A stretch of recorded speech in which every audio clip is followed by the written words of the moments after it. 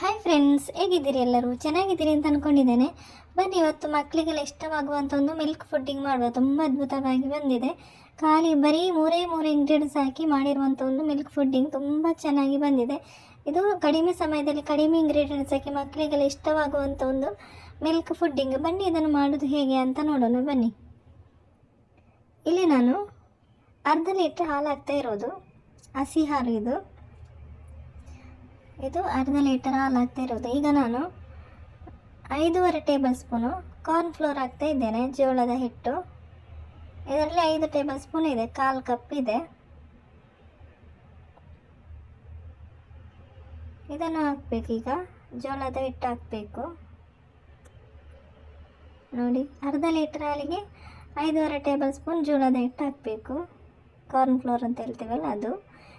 ಈಗ ಇದಕ್ಕೆ ನಾನು ಸಕ್ಕರೆ ಹಾಕ್ತಾ ಇದ್ದೇನೆ. ನಾನು ಇದಕ್ಕೆ 3 ಟೇಬಲ್ ಸ್ಪೂನ್ ಸಕ್ಕರೆ ಹಾಕ್ತಾ ಇರೋದು. ನಿಮಗೆ ಸಿಹಿ ಜಾಸ್ತಿ ಬೇಕಿದ್ರೆ ಒಂದು 5 ಟೇಬಲ್ ಸ್ಪೂನ್ ಹಾಕ್ಬೋದು. ಈಗ ಇದನ್ನು ಚೆನ್ನಾಗಿ ಮಿಕ್ಸ್ ಮಾಡ್ಕೋಬೇಕು. ಇದೆಲ್ಲ ಕೆಳಗಡೆ ಹೋಗಿ ನಿಂತ್ಕೊಂಡಿದೆ. ಈಗ ಇದನ್ನು ಚೆನ್ನಾಗಿ ಮಿಕ್ಸ್ ಮಾಡ್ಕೋಬೇಕು. ಸ್ವಲ್ಪ ಗಟ್ಟಿ ಥರ ಆಗ್ತದೆ ಅದು ಮಿಕ್ಸ್ ಮಾಡುವಾಗ. ಚೆನ್ನಾಗಿ ಗಂಟಿಲ್ಲದೆ ಚೆನ್ನಾಗಿ ಇದನ್ನು ಈಗ ಕಲಸ್ಕೋಬೇಕು. ಚೆನ್ನಾಗಿ ಕಲಸ್ಕೋಬೇಕು. ನೋಡಿ, ಈ ಥರ ಅದು ಹಿಟ್ಟು ಎಲ್ಲ ಕೆಳಗಡೆ ಹೋಗಿ ನಿಂತ್ಕೊಂಡಿದೆ. ಈಗ ಅದನ್ನು ಕಲಸ್ಕೋಬೇಕು ಚೆನ್ನಾಗಿ.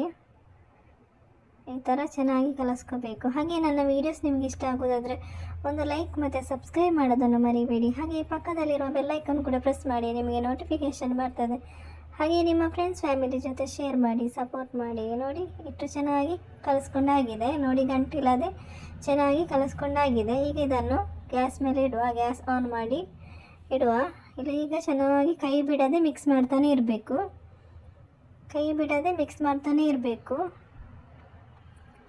ಚೆನ್ನಾಗಿ ಈ ಥರ ಮಿಕ್ಸ್ ಮಾಡ್ತಾನೆ ಇರಬೇಕು. ಕಂಟಿನ್ಯೂಸ್ ಮಿಕ್ಸ್ ಮಾಡ್ತಾನೆ ಇರಬೇಕು. ಕೈ ಬಿಡಲಿಕ್ಕಿಲ್ಲ. ಕೈ ಬಿಡದೆ ಈ ಥರ ಮಿಕ್ಸ್ ಮಾಡ್ತಾ ಇರಬೇಕು. ನೋಡಿ, ಗಟ್ಟಿ ಆಗ್ತಾ ಬಂತು.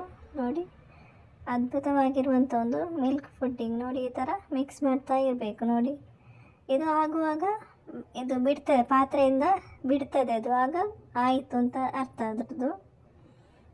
ನೋಡಿ, ಈ ಥರ ಮಿಕ್ಸ್ ಮಾಡ್ತಾ ಇರಬೇಕು ಚೆನ್ನಾಗಿ. ನೋಡಿ, ಈ ಥರ ಪಾತ್ರೆಯಿಂದ ಬಿಡ್ತಾ ಇದೆ. ನೋಡಿ, ಈಗ ಮಿಕ್ಸ್ ಮಾಡುವಾಗ ಈ ಥರ ಪಾತ್ರೆಯಿಂದ ಬಿಡ್ತದೆ ಅದು. ನೋಡಿ, ಈ ಥರ ಆಗ್ತದೆ.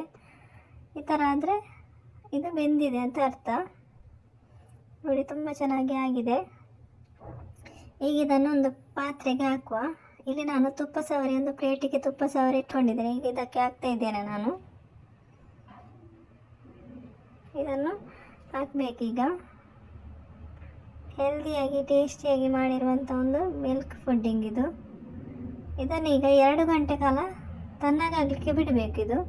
ಇದು ಕಂಪ್ಲೀಟಾಗಿ 2 ಗಂಟೆ ತಣ್ಣಗಾಗಬೇಕು. ಇದು 2 ಗಂಟೆಯ ನಂತರ ಇದನ್ನು ನೋಡಬೇಕು. ಈಗ ಫುಲ್ ತಣ್ಣಗಾಗಲಿ ಇದು. ಇದು ತಣ್ಣಗಾದ ನಂತರ, ಇದು 2 ಗಂಟೆ ಆದ ನಂತರ ನಾನು ನೋಡ್ತಾ ಇರೋದು. ನೋಡಿ, ಅದ್ಭುತವಾಗಿರುವಂಥ ಒಂದು ಮಿಲ್ಕ್ ಫುಡ್ಡಿಂಗ್ ತುಂಬ ಚೆನ್ನಾಗಿ ಬಂದಿದೆ. ಹೆಲ್ದಿಯಾಗಿ ಟೇಸ್ಟಿಯಾಗಿ ಇದು ಮಕ್ಕಳಿಗೆಲ್ಲ ಇಷ್ಟವಾಗುವಂಥ ಒಂದು ಮಿಲ್ಕ್ ಫುಡ್ಡಿಂಗ್ ರೆಸಿಪಿಯನ್ನು ಟ್ರೈ ಮಾಡಿ. ಹಾಗೆ ಸಬ್ಸ್ಕ್ರೈಬ್ ಮಾಡೋದನ್ನು ಮರಿಬೇಡಿ.